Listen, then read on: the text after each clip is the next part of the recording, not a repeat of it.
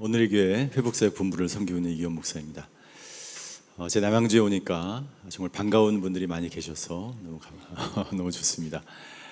우리 오랫동안 함께 신앙생활했던 권사님들, 우리 존경하는 권사님들 함께해서 감사하고, 특별히 우리 권하영 목사님과 제가 함께 부천에서 함께 우리 목회자 동역을 했는데, 또 여기에 와서 우리 사역을 하셔서 제가 마음이 놓입니다. 왜냐하면 권하영 목사님 가는 곳마다 사람들을 권면하고 위로하고, 권하영 목사님을 만나는 사람마다 다 회복이 되기 때문에, 그리고 제가 보니까 여기 남양주 수요예배에 앉아 계신 모든 분들의 얼굴이 환한 게 다 이유가 있는 것 같습니다. 여기 초대해 주셔서 너무 감사하고, 제가 22년 동안 사람을 돌보고 치유하고 회복시키는 사역을 감당해 왔습니다. 22년 동안 하다 보니까 사람의 성격이 더 좋아질까요? 나빠질까요? 네?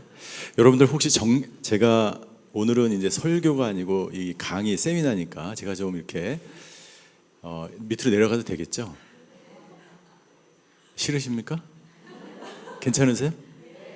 네. 왜냐하면 이렇게 내려가는 게 굉장히 별로 안 좋아하시는 분이 있어요. 그래서 제가 먼저 양해를 구하고 밑으로 내려가려고 합니다. 괜찮으시겠어요? 네, 감사합니다. 안 괜찮으면 또 어떡할 거예요? 여기가 중앙인 것 같아서 제가 여기 서서 주로 하겠습니다. 여기가 중앙인데 사람은 이쪽에 더 많아요. 네, 이 정면의 불은 꺼주셔도 될 것 같아요. 제가 파워포인트 강의안이 있어서 네, 좋습니다. 강의안으로 바꿔주시죠. 그래도 잘 보이시나요? 네, 안 보여도 할 수 없어요. 지금 제가 22년 동안 쭉 사역을 여러분들 정신과에 한번 가면 정신과 의사 선생님이 표정이 밝아요, 어두워요? 네? 안 가봐서 모르겠죠? 한번 가보세요. 오늘 한번 끝나고 정신과에 한번, 신경정신과에 한번 가보세요. 정신건강의학과. 표정이 다 어두우세요. 어두워요. 막 커피를 막 이만큼 싸는. 왜 그럴까요? 사람을 치료하는 사람인데 왜 그래요? 네?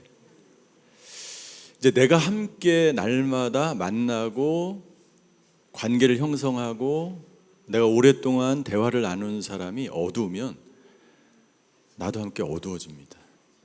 네, 그래서 정신과 선생님들도 치료를 받아요. 네, 오랫동안 우리 가족 중에 건강하지 못한 사람이 있으면 나도 모르는 사이에 나도 영향을 받습니다. 그럼 이런 생각이 들 거예요. 우리 가족 중에 건강하지 못한 놈이 누굴까? 이렇게 생각이 나시죠? 근데 자기 자신이 그럴 수가 있어요. 여러분들의 자녀가 혹시 문제가 있는 자녀가 있다면 누구 때문이에요? 그렇죠, 나 때문에. 이 자녀는 어렸을 때부터 부모의 모든 것을 다 물려받아요. 그러니까 언제 그것을 물려받아요? 네? 그렇죠. 태아 때부터 어머니의 감정 상태가 그대로 이미 그 감정이 이 태아에게 다 전달이 됩니다. 그리고 이 아이는 만 2살 전후, 우리나라로 이야기하면 3살에서 4살 사이에 모두 다 인격과 감정과 정체성이 80% 정도 다 형성이 된다 그래요. 교육학자들의 이야기입니다. 그러니까 가장 중요한 시기는 여러분들의 자녀가, 또 여기 앉아 계신 분들이 만 2살, 우리나라로 얘기하면 3살, 4살까지 다 정체성이나 성격이나 감정이나 이 모든 것들이 다 형성이 된다는. 그래서 어렸을 때 어떻게 부모님이 건강하셨어요? 고개를 끄덕이는 사람이 한 5분 되셨어요. 100% 완벽하게 온전하게 건강한 부모는 거의 없습니다. 왜냐하면 인간은 연약하기 때문이지. 완전하게 처음부터 태어난 사람은 아무도 없기 때문이죠. 그래서 제가 이렇게 치유 회복 사역을 쭉 하면서 지금 22년째 하고 있는데 10년 동안 하다 보니까 제 얼굴이 어떻게 변하겠어요? 네? 굳어지고 어두워지고 강팍해지고, 네? 날카로워지고 혈기가 막 분노가 막 치밀어 오르고. 왜냐면 왜 그럴까요? 예? 예. 훈련을 받으러 온 사람이 건강하지 않을 뿐만 아니라 저도 건강하지 못한 두 인격체가 만나니까 서로 힘든 거예요. 사역도 힘들고 목회도 힘들고 나도 힘들고. 그래서 10년 동안 그렇게 사역을 하다가 마치 제가 벽에 부딪힌 것 같은, 도저히 이것은 안 되겠다라고 할 때 하나님께서 저에게 이 관계기술 훈련을 만나게 하셨어요. 이 관계기술 훈련은 단순히 저희가 사회에서 배우는 관계를 어떻게 기술적으로 배우는 훈련이 아니라 우리 안에 건강하지 못한 자아를 발견하고 성숙한 그리스도인으로 성장하게 만들어서 최종적인 목표가 예수님을 닮은 온유한 성품을 가진 사람으로 만들어가는 그런 프로그램이에요. 이 훈련은 미국에 있는 지말더 박사팀이 이런 동기에서 시작을 했어요. 왜 예수님을 믿었음에도 불구하고 변화되지 않을까? 변화되셨어요? 어디까지 변화되셨어요? 자기의 삶에 만족하고 있습니까? 날마다 기쁨이 충만하십니까? 날마다 성숙한 삶으로 자신의 감정을 조절하며 예수님을 닮은 사람으로 계속해서 지속적으로 성장하고 계십니까? 그 고민을 제가 동일하게 하고 있을 때 이미 40년 전에 예수님을 믿었음에도 불구하고 변화되지 않는 그리스도인들을 보면서 이러한 회복 사역을 한 팀이 있었어요. 그래서 그 사람들을 만나게 됐고, 그 사람을 만나서 이 사역을 하면서 저의 어둡고 강팍하고 혈기 마르고 분노가 가득 찬 그런 얼굴이 지금처럼 그나마 온유하게 변화되기 시작했어요. 제가 온유해 보입니까? 네. 그때보다, 옛날보다 굉장히 많이 제가 제 감정을 조절할 수 있고 또 상황을 하나님의 시각으로 보게 되었고, 가정에서나 직장에서나 목회할 때나 현장에서 하나님의 시각으로 판단을 내리고 그리고 기쁨으로 이 사역을 하게 되었어요. 그리고 이 훈련을 받은 사람들과, 이 훈련은요 1년에 약 800명에서 1000명이 훈련을 받습니다. 매년 한 학기에 400~500명이 훈련을 받아요. 이 훈련을 통해서 많은 사람들이 자기의 변화된 모습을 간증하고, 그리고 이 훈련에 약 60명이 넘는 스태프들이 지금 섬기고 있습니다. 그래서 이 훈련이 배경이 되는 것을 잠깐 소개하고, 이 훈련의 앞부분, 도입 부분을 제가 잠깐 소개하고 다음 주에 이어서 이런 훈련들을 제가 소개하도록, 다른 목사님들이 오셔서, 실은 제가 계속 와서 하고 싶었는데 우리 초대를 안 해주셨어요. 그래서 제가 그 다음에는 제가 시간이 좀 안 돼서 제가 오늘만 와서 제가 하게 되었습니다. 자, 영적으로 정서적으로 성숙한 관계 기술 이렇게 되어 있는데요. 네, 예배소서 4장 우리 13절의 말씀을 같이 한번 다 읽겠습니다. 시작.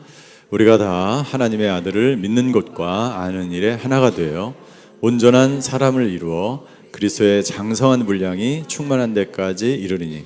우리 그리스도인들의 삶의 목표를 바울이 이야기합니다. 우리의 목표는 뭐예요? 그리스도의 장성한 분량에까지 이르는 거예요. 네. 어떻게? 온전한 사람이 되어서. 온전한 사람은 어떻게 돼요? 믿는 것과 아는 일에 하나가 돼. 그리고 하나님, 예수님을 믿는 것과 아는 일에 하나가 되어 온전할 수 있다.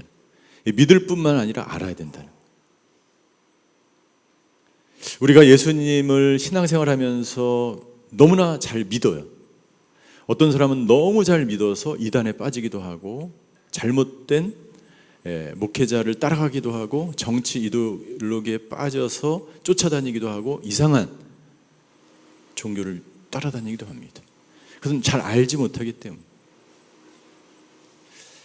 믿는 것과 어떤 사람은 너무 잘 알아. 너무 잘 알아요. 그런데 믿음이 없어. 둘 다 온전한 믿음 생활을 할 수가 없습니다. 제가 소개하는 이 관계기술 훈련, 이것은 하나의 그 어떤 좋은 프로그램이지만 이것만 가지고 온전한 그리스도인이 된다는 것은 아닙니다. 그러나 중요한 하나의 도구가 될 수 있고, 이것뿐만 아니라 우리가 더 믿음 생활도 잘 해야죠. 더 많이 기도하고 더 많이 말씀을 듣고 더 많이 훈련을 받아야죠. 그런데 알아가는 것도 중요하죠. 이 두 개가 통합이 돼야 된다는 거예요. 어디서 통합이 돼야 돼요? 내 안에서 통합이 돼야 돼. 그리고 내 뇌에서 통합이 돼야 돼. 자, 내 뇌에서 통합이 된다는 얘기는 무슨 얘기인지 제가 좀 이따 설명드릴게요. 제가 작년에 AACC라고 하는 컨퍼런스, 월드 컨퍼런스 다녀왔습니다. 약 6천 명의 사람이 여기에 모였는데요. 이 컨퍼런스는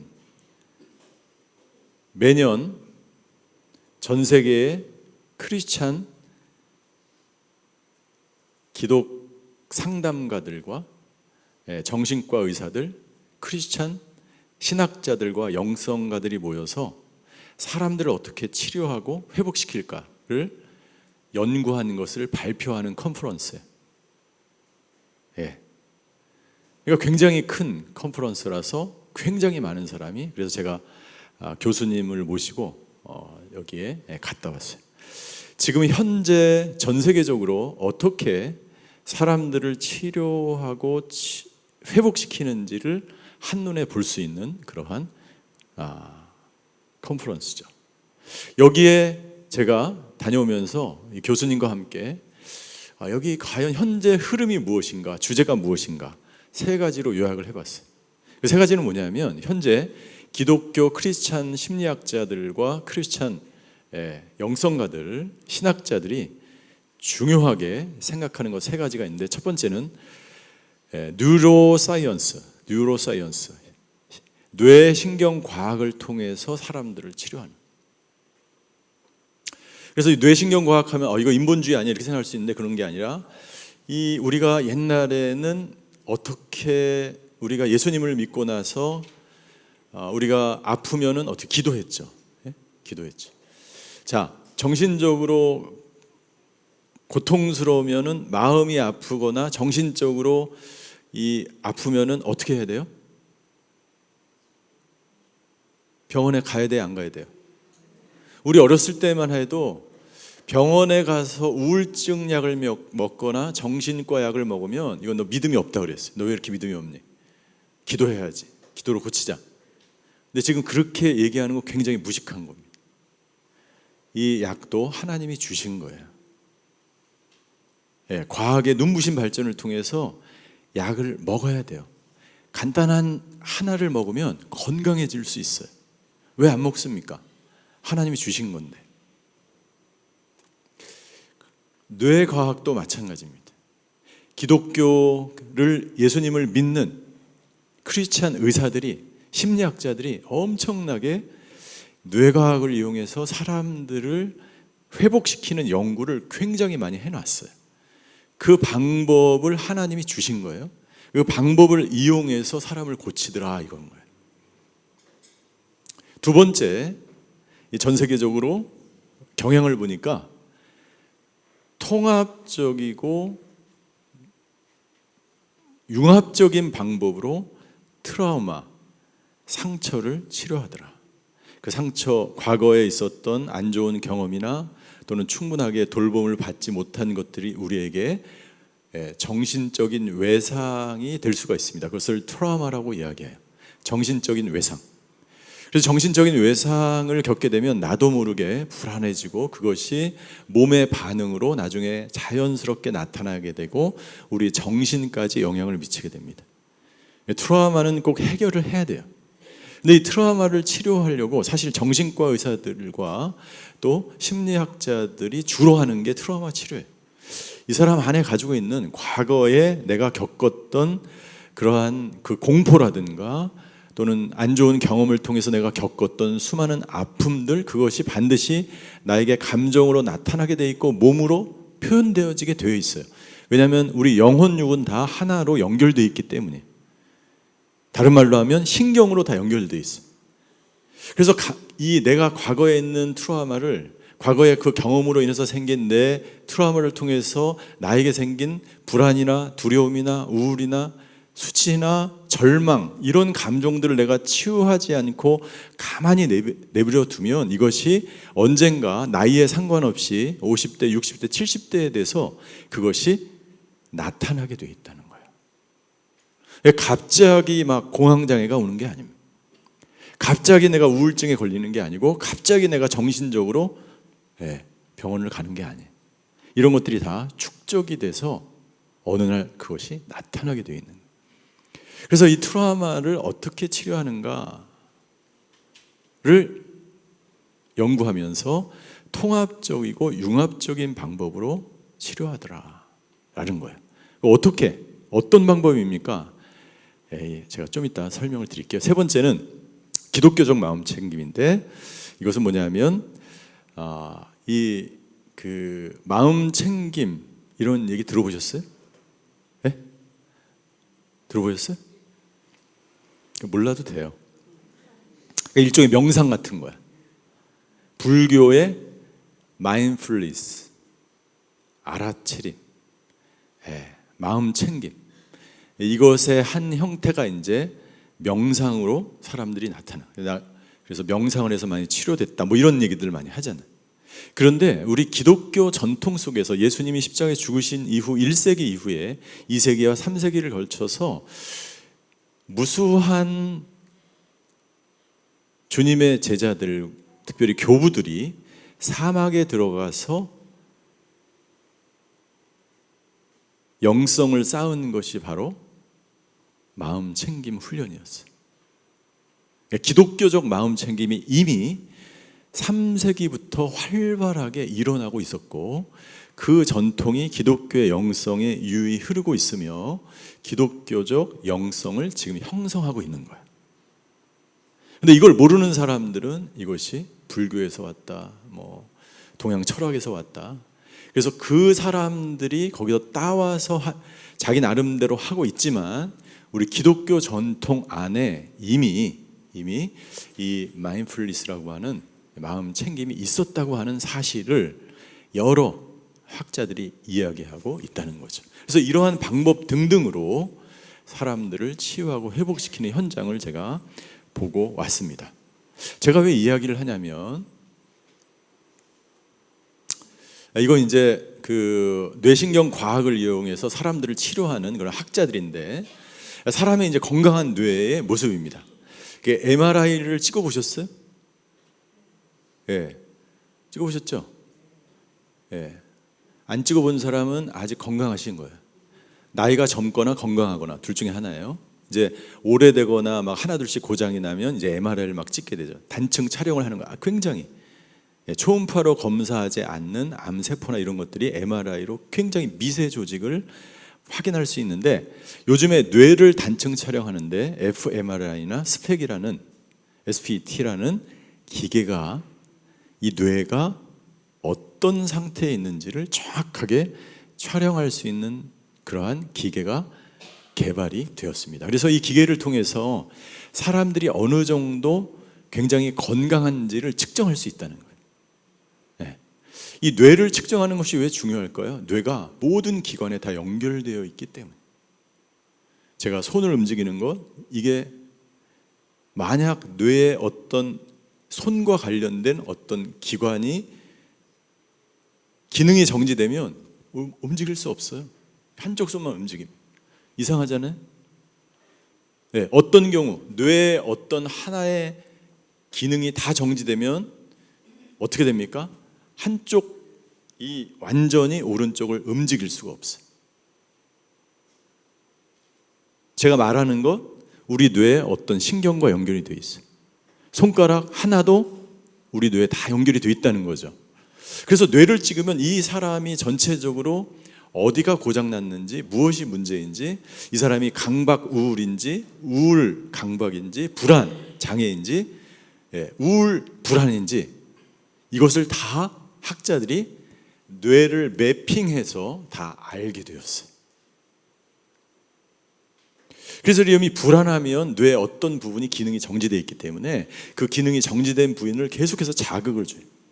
전기 자극도 주고, 이 부위를 계속 연습할 수 있는 훈련을 함으로써 이 뇌 기관을 정상적으로 돌아오게 하는 거지. 이건 건강히, 뇌가 굉장히 건강한 모습이에요. 자, 이건 뇌졸중이 오면 어떻게 됩니까? 자, 저 사진을 한번 보세요. 한쪽의 뇌가 완전히 파괴된 것처럼 보이죠. 뇌졸중이 오면, 저 오른쪽으로 뇌졸중이 오면 왼쪽에 다리와 손이 전부 마비가 되는 거죠. 뇌졸중이 오신 분 보셨어요? 이건 뭐예요? 알츠하이머의 뇌. 자, 알츠하이머 뇌는요, 기본적인 기능 외에 모든 것이 다 죽는 거야. 여기 무서운 병이지. 기억을 하지 못할 뿐만 아니라 몸이 점점 굳어가면서 서서히 죽음으로 가는 거지. 뇌가 저렇게 다 기능이 정지되어 있는 거예요. 이건 뭐예요? 트라우마예요. 트라우마. 제가 말씀드린 정서적인 외상. 어렸을 때 내가 경험하고 싶지 않은 것을 경험했거나, 충격적인 사건을 내가 맞았거나, 내가 누군가로부터 충분하게 양육을 받지 못했어도 그것이 트라우마가 돼요. 그러니까 이렇게 트라우마를 겪은 뇌, 그리고 그것이 해결되지 않는 채로 오랫동안 살아가다 보면 뇌가 점점 저렇게 기능이 정지된 상태로 있는 거예요. 그럼 어떻게 될까요? 정상적으로 말하고, 정상적으로 느끼고, 정상적으로 행동하지 못한 채 살아갑니다. 그래서 그런 사람들 그렇게 생각한 적 있어요? 이 사람이 과연 정상일까? 가족 중에 혹시 이 사람이 이렇게 얘기하는데 이 사람이 지금 정상이야? 순원 중에 그렇게 얘기하는 사람이 있는데 그리스도인이 맞아? 이렇게 생각될 때가 있잖아요. 그럼 어떻게 해야 돼요? 불쌍히 여겨야 돼요. 긍휼히 여겨야 돼. 트라우마가 있기 때문에. 이런 XX 이렇게 얘기하면 안 돼. 불쌍히 여겨야 돼. 왜요? 정상적으로 건강하게 어렸을 때부터 부모님과 무조건적인 사랑과 인정과 칭찬과 안정적인 애착 관계를 맺지 못하고 살아가는 것도 A타입 트라우마예요. 앱센스, 부재예요. 충분히 양육을 받지 못한 거예요. 공급을 받지 못하는 거예요. 그것도 트라우마입니다. 맞대잖아요. 자, 그래서 심각한 이 뇌 사진들을 보십시오. 알코올 중독의 뇌, 헤로인, 마약 중독, 코카인, 메스앰페타민, 필로폰입니다. 그것에 중독이 되면 저 뇌가 기능이 저렇게 정지되는 거예요. 자, 마약 중독에 걸린 사람의 뇌를 보신 적이 그런 사람을 만난 적이 있어요? 만난 적 있어요? 그런 사람들을 제가 제자 훈련을 한 사람을 했는데 정상적으로 살아갈 수가 없습니다. 미국은요, 지금 샌프란시스코뿐만 아니라 LA 도시 곳곳이 마약, 펜타닐 중독이 돼서 좀비 도시처럼 바뀝니다. 모든 도시가 황폐화되고 건물마다 공실이 넘쳐나고, 어제 LA에서 온 사람과 같이 식사를 했는데 그 공실마다 누가 들어가 있어요? 마약 중독자들이 들어가 있어요. 도시가 점점 황폐화되는 거예요. 심각한 문제입니다. 자, 학자들이 그러면은 이런 중독자들을 어떻게 할까 고민을 하기 시작한 거죠. 그래서 이러한 그 뇌의 구멍난 부위마다 각각 뇌의 매핑을 통해서 충동적인 사람, 갑자기 충동적으로 분노가 확 일어나는데 그때 어디가 문제인지, 뇌의 어느 부위가 발현이 되는지를 체크하니까 전부 다 뇌와 각각의 이 강박적인 사람, 우울한 사람, 불안한 사람, 기억이 가물가물한 사람, 정신적인 외상이 있는 사람, 협력을 잘 하지 못하는 사람, 이상 행동을 하는 사람들의 각각의 뇌가 어느 부위에서 발현이 되고 문제가 생기는지를 조합을 다 해서 학자들이 밝혀낸 거예요. 그러니까 이 사람이 강박적이다 그러면 이 강박적인 뇌가 어디예요? 대상피질이에요. 대상피질이라는 부위가 있어요. 이것은 의식의 뇌예요. 의식적으로 내가 강박적으로 느끼는 거예요. 그래서 이 대상피질 부위를 열심히 훈련을 해줬더니 이게 점점 낫는 거예요. 그렇게 훈련을 시켜서 실습을 통해서 자꾸 이 사람의 습관이나 생각이나 사고를 바꾸어주는 훈련을 막 시키는 거예요. 그랬더니 이 사람이 점점 정상으로 돌아오더라라는 것을 학자들이 연구하면서 이제 밝혀내는 거죠. 그래서 점점 이런 훈련을 받으니까 왼쪽에 이러한, 이건 이제 헤로인인데, 헤로인으로 인해서 이 구멍이 난 것 같은 뇌가 이 오른쪽의 뇌로 점점 바뀌는 거예요. 건강하게 바뀌는 거예요.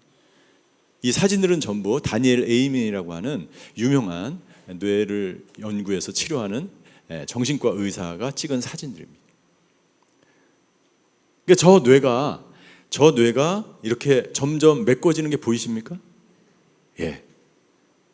메꿔지면서 이 사람이 점점 회복되기 시작하는 거예요.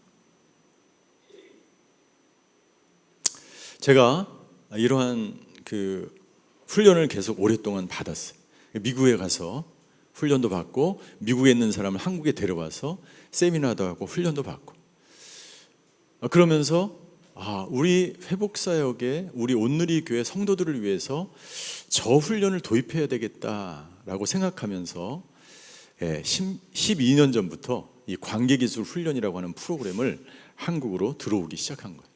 그러면서 케이프타운 서약, 저희가 9월 달에 로잔 대회를 하지 않습니까?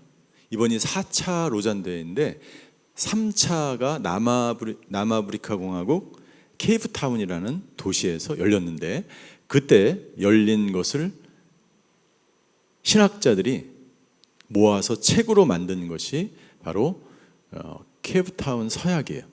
거기에 74페이지부터 6페이지까지 쭉 보면 저런 글이 있습니다. 모든 지역의 기독교 공동체들은, 교회를 말하는 거죠. 선교단체를 말하는 거죠. 창조된 인간성에 물리적, 정서적, 관계적, 영적 측면들을 통합하는 실제적이고 통전적인 돌봄을 통해 인간 삶의 고유한 존엄성과 신성함에 대한 존경심을 나타내야 된다. 무슨 말입니까? 우리 안에 하나님이 주신 이 창조적인 인간의 정체성을 회복시키기 위해서 물리적, 정서적, 관계적, 영적 측면들을 통합해서 훈련시켜야 된다는 거예요. 누가? 기독교 공동체가, 교회가, 선교단체가. 그래서 예수전도단에서는 이 훈련을 오랫동안 해왔고, 그리고 미국의 라이프 모델 웍스라고 하는 선교단체는 40년 동안 이걸 준비한 거예요. 그리고 세상에 발표를 한 겁니다. 그리고 그의 제자들이, 지마일드 왁스 제자들이 이것을 훈련 교재로 만들어 놓은 것이죠. 그래서 그것을 제가 한국에 도입해서 이것을 하고 있는 거예요. 자, 이 훈련이 바로 통합적인 방법으로 사람들을 치료하는 거죠. 요즘 이렇게 정신적으로 예를 들어서 조현병이 있다, 조증이다, 뭐 이런 사람은 어디로 보내야 돼요? 기도도 하지만 어디로요? 정신과로 보내야 됩니다. 자, 심리 상담이 필요한 사람, 마음이 우울해요. 내가 강박증이 있는 것 같아요. 내가 누구를 죽일 만큼 미워합니다. 왠지 이유 없이 구토가 나요. 어디로 가야 돼요? 상담 치료를 받으러 가야 되죠. 자, 그리고 제가 지금 말씀드린 미국에서 지금 계속 유행하고 있고 한국에서도 지금 뇌에 대한 치료들을 많이 하고 있죠. 뇌과학적 치료들을 하고 있고, 그리고 이 사람에게 필요한 것은 단순히 이러한 약을 먹이거나 상담을 받거나 심리 테스트를 하는 것으로 그치는 것이 아니라 이 사람을 돌볼 수 있는 건강한 공동체가 필요합니다. 단순히 내가 어디가 아프다 그래서 정신과만 갔다 온다고 해서 치료되는 게 아니에요. 통합적인 치료가 필요하다는 거예요. 그리고 주님과의 깊은, 임마누엘 주님과의 깊은 영적인 그러한 돌봄이 이 5가지가 통합적으로 이루어져야 한 사람의 트라우마를 치료할 수 있다는 거예요. 여기까지 이해가 되십니까? 이해가 안 되는 건 끝나고 권한영 목사님에게 물어봐 주세요. 권한영 목사님, 우리 상담을 공부하셨어요. 미국에서 그것도. 자, 여기까지 이해가 되시죠? 그럼 이런 훈련 프로그램이 어디 있어요? 관계기술 훈련이에요. 라이프 모델 웍스에서 개발한 관계기술 훈련. 자, 이건 시간이 없기 때문에 넘어가겠습니다. 자, 이 관계기술 훈련. 그래서 이 관계기술 훈련은요, 말씀드린 것처럼 뇌과학과 신학과 심리학과 영성이 통합적으로 훈련시킨 것이고, 우리 온누리교회 회복사역의 최종적인 목표는 이렇게 통합적인 훈련을 할 수 있는 센터를 만드는 거예요. 교회에서 훈련하고 흩어지는 것이 아니라 누가 아프든지 그 사람이 오면은 정신과 의사, 심리상담학자, 사회복지사, 목회자, 이런 사람들이 이 사람이나 혹은 이 가족을 컨설팅을 합니다. 면접이 아니라 상담을 하고 치료를 하기 위해서 이 5명이 통합적으로 컨설팅을 해서 이 사람에게 필요한 조치와 약들과 훈련과 이런 것들을 다 원스톱에서 하는 거예요. 원스톱 서비스를 하는 거예요. 이거 해야 되겠어요? 말아야 되겠어요?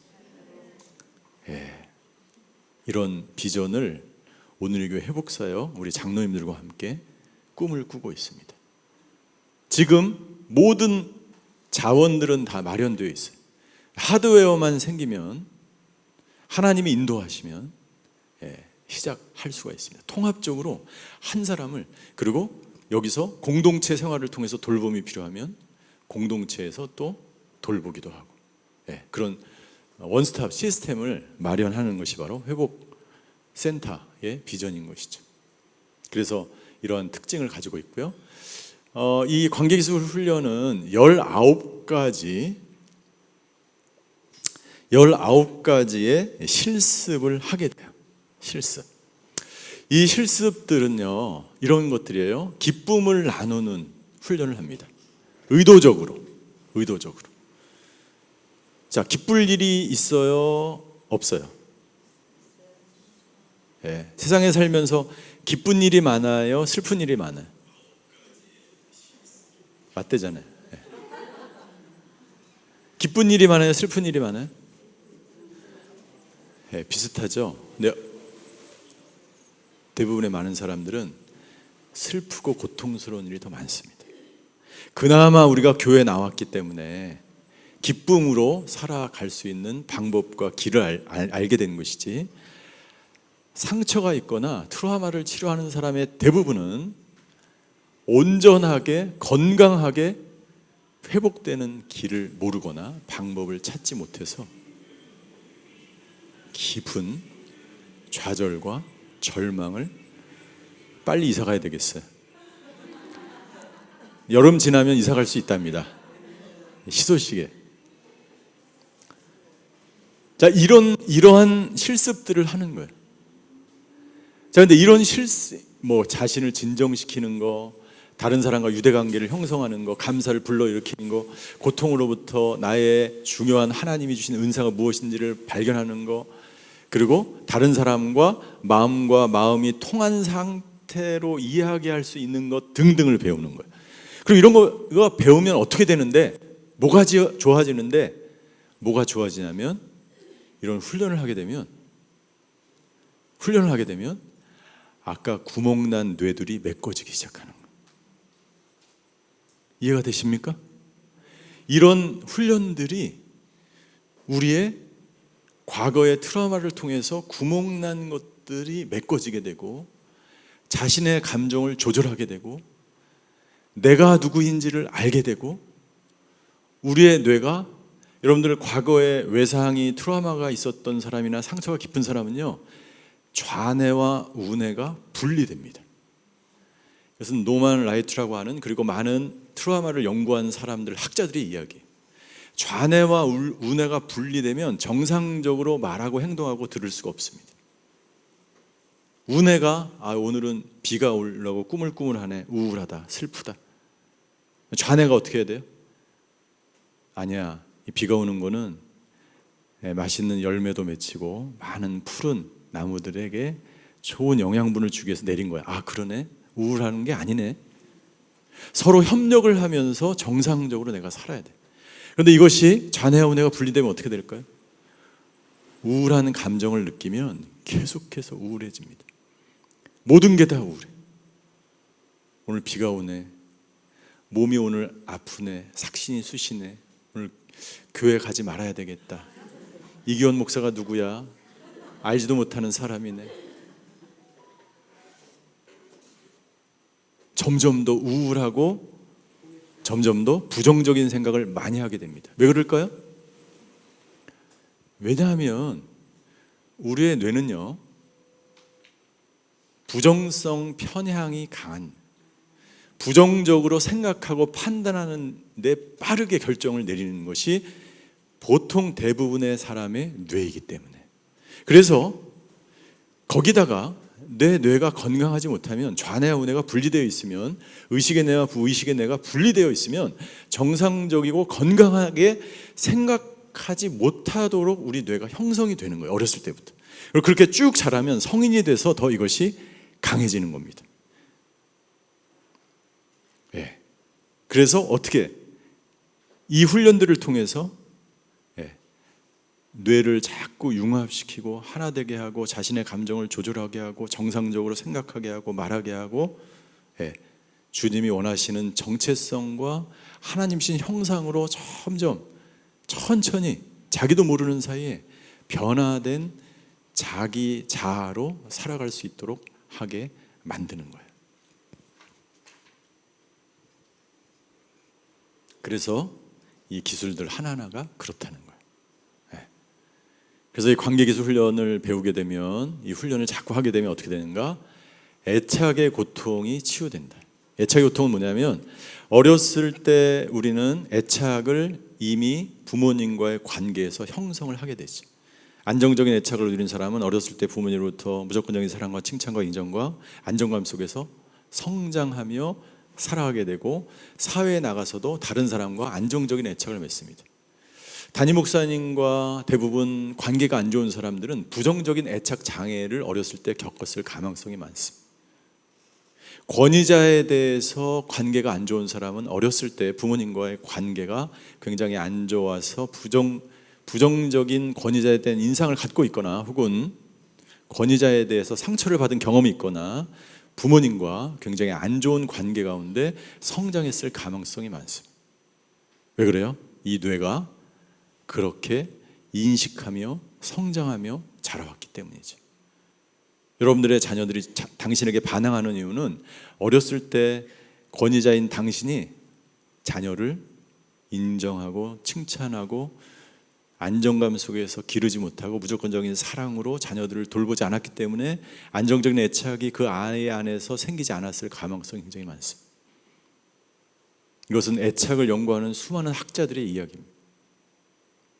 이것의 가장 큰 문제는 뭐냐면요, 영적으로도 하나님과 친밀한 관계를 맺기가 어렵다는 거예요. 왜요? 어렸을 때 한번 권위자가 나에게 준 그 인상이 성장하면서 계속해서 영향을 미치며 살아가는 거예요. 교회에 오면 권위자가 누구예요? 교회에 오면 눈에 보이는 목회자죠. 그런데 사실은 하나님이에요. 그러니까 하나님과 가까워지고 하나님과 인격적으로 만나지 못하고 하나님이 멀리 계신 것 같고 하나님은 벌주기에 계신 것 같고 제가 처음에 말씀드린 것처럼 하나님은 무서운 하나님이고 이런 하나님으로 우리가 하나님을 만난다면 어렸을 때 애착의 문제를 가지고 있는 확률이 높다는 거예요. 그런 사람들은 지금도 애착의 고통을 가지고 살아갑니다. 그래서 조금만 가까운 사람이 이사를 가거나 우리 자녀 중에서 금붕어가 죽거나 그건 통곡하면서 눈물을 흘리는 아이들이 있어요. 애착의 고통입니다. 관계기술은 부정적인 감정을 조절하게 하고 자기 자신답게 행동하게 하고 내가 누구인지를 알게 자기 정체성을 찾게 해주고 온유한 그리스도인으로 보호자로 성장하게 하고 성숙한 그리스도인으로 성장하게 만든다는 거죠. 네. 자, 그래서 이제 이런 훈련들을 저희가 받게 되는 거죠. 기쁨을 나누는 훈련을 합니다. 자, 기쁨을 나누는 훈련을 의도적으로 우리가 해야 되는데 예수님은 기쁨이 내가 충만한 것처럼 너희 안에도 기쁨이 충만하기를 원한다라고 말씀하셨어요. 이 기쁨이란 누군가와 함께하는 관계에서 오는 기쁨이에요. 자, 누군가와 함께하는 관계적인 기쁨이다. 예수님과 깊은 친밀함 속에서 관계를 맺으며 예수님과의 깊은 애착 관계를 통해서 내가 기쁨을 누리는 삶을 살아야 되고 뿐만 아니라 보이는 가장 가까운 사람과 기쁨을 누려야 돼. 누구와 함께? 내가 살고 있는 가장 가까운 사람. 예를 들어서 내가 가장 가까운 남편과 관계가 안 좋으면 어떻게 될까요? 지옥이죠. 지옥입니다. 내가 함께 살고 있는 사람과 관계가 안 좋으면 지옥이에요. 자, 내가 함께 교회 생활하는 우리 교회에 왔는데 우리 두 분이 다투다 더 이상 보고 싶지 않다. 근데 한 조가 됐어. 그럼 어떻게 될까요? 그 조 활동을 하고 싶어요, 안 하고 싶어요? 예? 그렇죠. 조가 깨지든지 네가 죽든지 내가 살든지. 우리는 관계적인 존재입니다. 하나님은 우리를 그렇게 창조하셨어요. 태초에 하나님도 관계적 존재로 성부, 성자, 성령이 함께 관계적 형태로 계셨기 때문에 우리가 이 땅에 살면서 하나님처럼 하나님과 나 자신과 다른 사람과의 관계를 이루면서 살아가는 거예요. 그 관계가 깨지거나 더 나아가서 관계가 불편하면 우리는 살아갈 수 없는 존재. 그래서 이 관계 가운데 하나님이 우리를 살게 하셨는데 관계가 깨지는 가장 큰 이유가 뭐라고요? 뭐예요? 내 안에 있는 해결되지 않는 상처 때문에, 성숙하지 못한 자아 때문에, 내 안에 트라우마 때문에 관계가 꺼지는 거예요. 가만히 생각해 보세요. 누군가 한 명은 문제가 있는 거예요. 둘 다 문제가 있든지.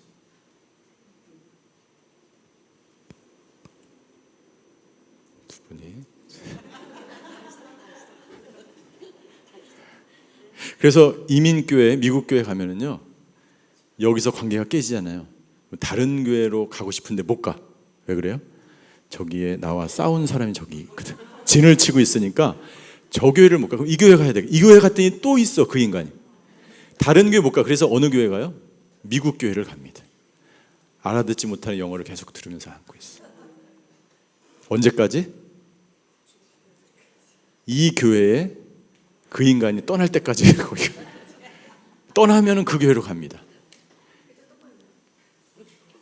이것이 이제 관계의 고통인데 애착의 고통이고, 자, 대부분의 관계가 깨지는 이유는 내가 성숙하지 못하거나 둘 중에 한 사람의 상처 때문에. 자, 우리가 다른 사람과 관계를 맺을 때 그 사람이 왜 그런 행동을 하는지, 그 사람이 왜 그런 말을 하는지 이해를 하면 상처를 안 받아요. 이해가 되면 상처가 안 돼.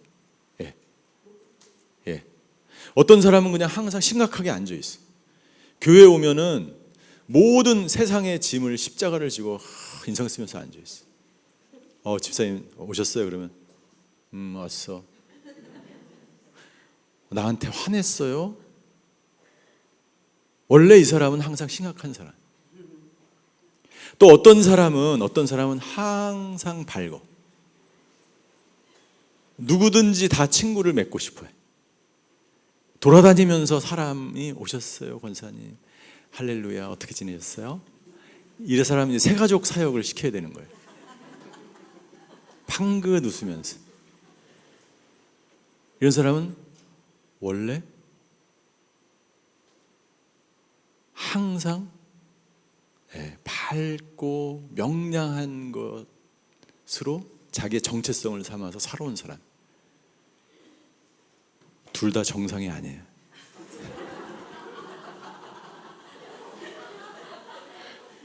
나는 죽을 때까지 그냥 이렇게 살 거야. 시무룩하게 인생을 즐기면서 나 혼자. 이런 사람들은 혼자 있는 게 편해요. 그래, 나 혼자 아무런 살아가는데 불편함이 없어. 내가 혼자 밥 먹고 공원을 산책하고 열심히 나 혼자 뛰고 열심히 나 혼자 밥 먹고. 예? 혼자 살아요. 정상이에요?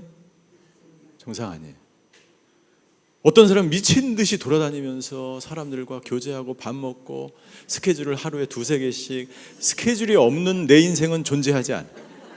만남이 없는 인생은 공허한 인생. 모든 인간을 다 만나주리라. 정상이에요? 정상이 아니에요. 왜 그럴까요? 왜 그럴까요?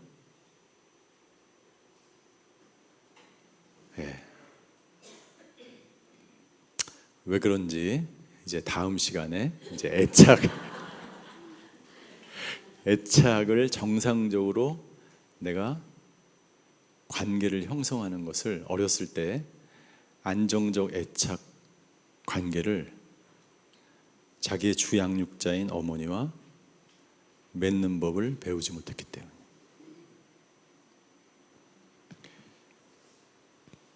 네.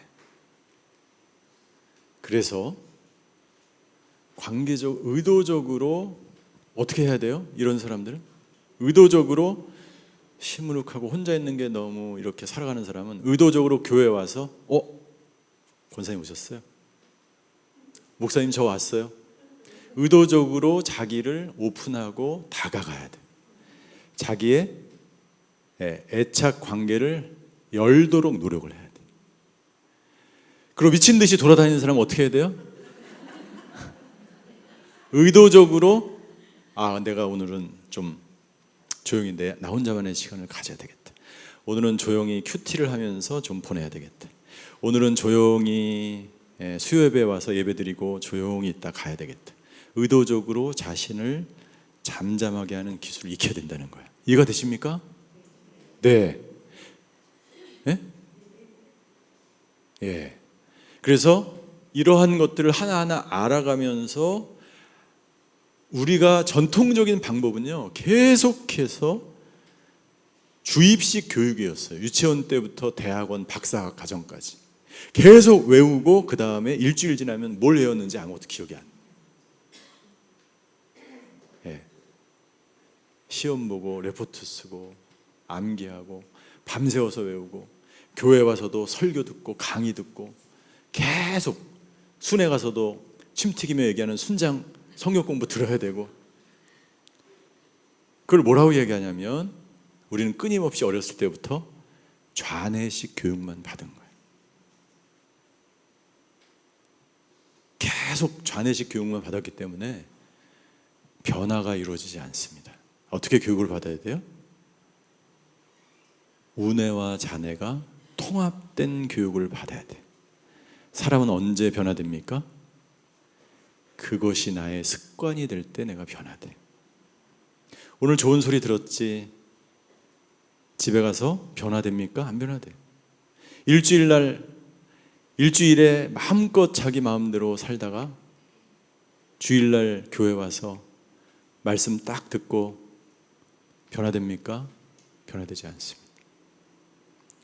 자기 삶의 라이프 스타일이 변화되는데 이 훈련을 받으면 자기 삶의 라이프 스타일을 변화시키도록 좌뇌와 우뇌가 통합되어서 훈련하도록 되어 있는 프로그램이에요. 그래서 이것을 21세기 제자 양육 훈련이다라고 얘기하는 거예요. 자, 이거는 제가 시간이 없어서 다 넘어가겠습니다. 자, 그래서 제가 마지막 결론입니다. 결론. 중요한 팁을 드릴게요. 중요한 거. 당신이 지금 겪고 있는 고통에 당신이 어떻게 반응하냐가 중요해요. 하버드 대학에서 연구를 했습니다. 어떤 연구냐면 평생에 걸쳐서 이 하버드 학생들과 또 굉장히 잘 나가는 싱글 커리어 우먼들과 그리고 평범하게 사는 사람들 세 그룹 집단을 연구하고 무엇이 이 사람을 행복하게 할까를 연구한 거예요. 늙어 죽을 때까지, 노년에 이르기까지 나이가 들어서 무엇이 행복을 만들었을까? 무엇이 행복한 삶을 만들었어요? 예? 돈, 건강, 연금, 신앙생활, 어떤 게, 이 중에서 어떤 거예요? 네? 정답을 내가 다 말씀해 드렸어요.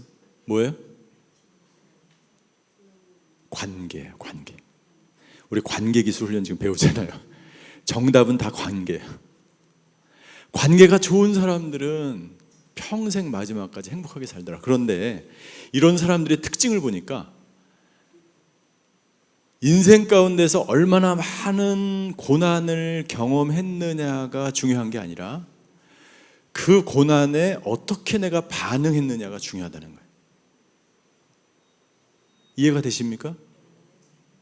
지금 내가 행복한 이유는 똑같이 고통이 찾아오는데 어떤 사람은 아유 내가 왜 이 인간하고 살았지, 내가 왜 이 나라에 태어났지, 어유 내가 왜 이 자녀를 낳았지, 내가 왜 남양주에 왔지, 내가 왜 이렇게 살지, 이렇게 반응하는데 어떤 사람은 그렇게 반응하지 않는다. 네. 남양주에 오니까 너무 좋네, 이 교회 오니까 너무 좋네, 이 나라 너무 좋네. 여러분들 미국 한번 살아보세요. 얼마나 지옥인지. 한국이 세계 최고예요. 사는 거는. 안 가봐서 그렇지. 저는 4년을 살았는데 못 살아요. 자, 어떻게 반응하냐가 중요하다는 거예요. 자, 그러면 당신은 어떻게 지금 반응하고 있습니까?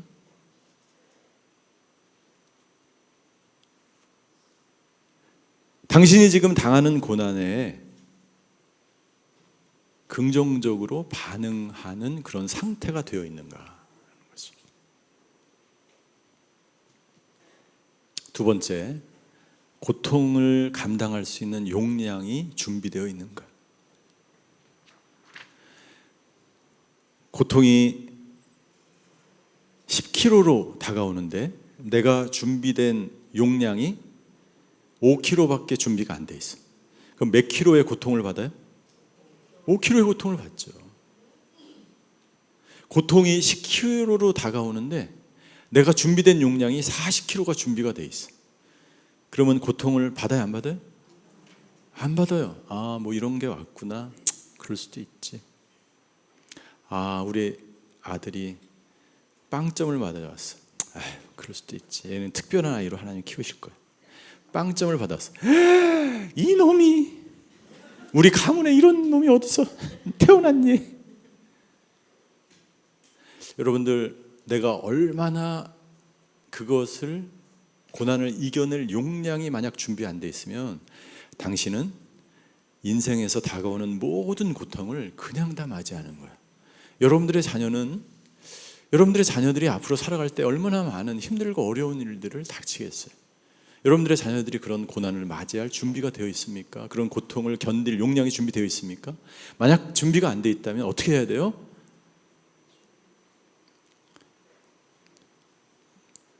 기도해야 돼요. 기도해야 되는데 안 되면 어떻게? 될 때까지 기도하면서 용량을 길러야 돼요. 용량을. 어떻게? 훈련을 받으셔야 돼요. 관계 기술 훈련. 모든 상황을 하나님의 시각으로 봐야 돼. 하나님의 시각으로. 다윗이 10년 넘는 사울의 칼날을 피해서 도망다니는 동안 순간마다 위기가 찾아올 때마다 하나님의 시각으로 이것을 바라봅니다. 죽을 것 같은 상황에서 하나님께 부르짖으며 기도하며 동굴 속에서 그러나 내가 새벽을 깨우리로다. 하나님이 이 고난을 끝내주실 거야.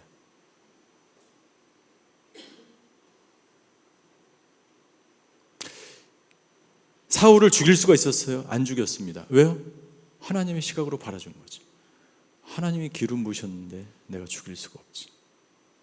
하나님의 시각으로. 당신의 인생을, 당신의 과거를, 그리고 지금 현재 당신이 처한 고난을 하나님의 시각으로 바라보는 것이 굉장히 중요합니다. 네 번째, 당신 옆에 당신의 고통을 달아줄 사람이 옆에 있는 거예요. 내가 불안해 죽겠는데 집에 가면 전부 불안한 사람뿐이야. 그럼 어떻게 회복이 돼요? 불안해 죽겠는데 교회 와보니까, 수요예배 와보니까 전부 불안한 사람뿐이야. 회복이 돼요? 안 됩니다. 권하영 목사님 같이 안정적인 사람이 여기 있어야 불안이 사라지는 거예요. 집에 있는 내 남편이 안정적이어야 내가 집에 가도 회복이 되는 거예요. 불안한 자녀가 사회에서 엄청난 고통과 왕따와 폭행을 당하고 집에 왔어요. 집에 들어가도 나의 고통을 다뤄줄 사람이 없으면 그 자녀가 집에 들어가고 싶겠어요? 여러분들의 자녀가 지금 집에 들어가고 싶습니까? 않습니까? 예? 가슴에 손을 얹고 한번 생각해 보세요. 당신의 고통을 다룰 사람이 당신 옆에 현재 있어야 돼요. 그분이 예수님이기 때문에 우리가 예수님 앞에 기도하시는 것이고, 기도하러 나가는 것이고, 그리고 내 주위에 그런 사람이 있어야 나의 불안과 두려움을 해소할 수가 있는 거예요. 지금 현재 당신은 예수님과 친밀한 가운데 있는 거예요. 이것을 점검하며 주님과 더 깊이, 그리고 나에게 주어진 공동체와 나와 가장 가까운 사람과 더 깊이 관계를 형성하며 살아가야 돼.